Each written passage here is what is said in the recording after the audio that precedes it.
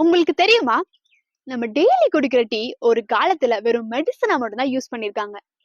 சைனால சில பகுதிகள்ல டீ இலைய மெடிக்கல் ட்ரிங்கா யூஸ் பண்ணிருக்காங்க. சாப்பிட்டதுக்கு அப்புறம் டைஜஷன் பர்பஸ்க்காக.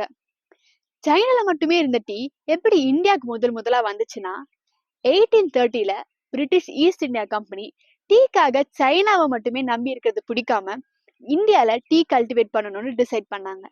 அப்ப அவங்க சூஸ் பண்ண இடம் தான் அசாம். அசாம்ல நேச்சுரலாவே டீ கல்டிவேட் ஆகுறத கண்டுபிடிச்ச அவங்க அதை பெரிய பிளான்டேஷனாவே மாத்திட்டாங்க.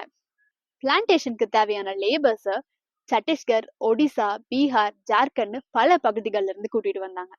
பல பேருக்கு ஃபால்ஸ் ப்ராமிஸ் எல்லாம் பண்ணி கூட்டிட்டு வந்திருக்காங்க. ரொம்ப கஷ்டமான வேலை, கம்மி சம்பளம், ரொம்ப மோசமான லைஃப் ஸ்டைல், இது எல்லாமே டீ பிளான்டேஷனோட ஹிஸ்டரியில ஒரு முக்கிய பகுதியாவே இருந்திருக்கு. இப்பவும் அப்படிதான் இருக்கு. அதுக்கப்புறம் அசாம்ல இருந்து டீ கல்டிவேஷன் டார்ஜிலிங், மூனார், நில்கிரிஸ், ஸ்ரீலங்கா வரைக்கும் ஸ்ப்ரெட் ஆச்சு. இன்னைக்கு இந்தியா உலகத்துல பிக்கெஸ்ட் டீ ப்ரொடியூசர்ஸ்ல ஒன்னா இருக்கு. ஆனா இந்தியால டீ கல்டிவேட் பண்ண ஆரம்பிச்சு 200 இயர்ஸ் கூட ஆகல.